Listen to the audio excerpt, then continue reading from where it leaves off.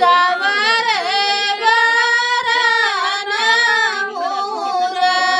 मुरझाय लाल वरण एक फुलवा जे फूले सावरे गरान मुरझाय सावरे गरान बाटे मालिनी छोकरिया मोर पियारी बेला सावरे गरान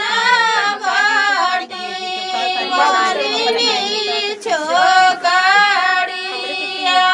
मोर पियारी बेला जाऊ हम हो गई अपने बाजी के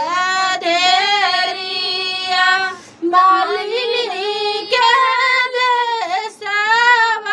देशवानी गाल जाऊ हम हो गई अपने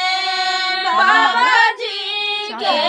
देरिया मालिनी के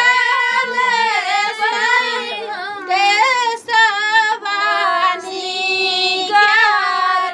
जगतनी बचन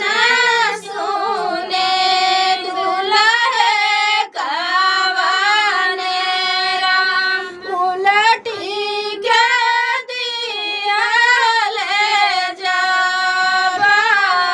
जाऊ हम हो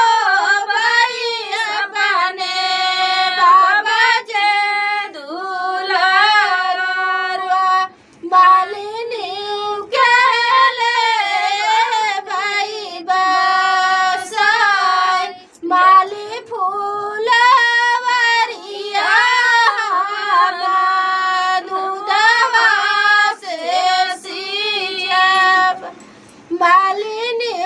के ले भाई बसाय माली फूलवरिया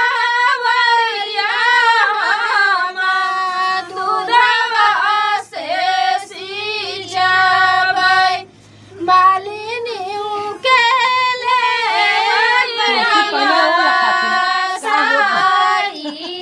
बेटा विभागीय था फ्रेंड। आप लोग को कैसा लगा कमेंट में बताना। देखिए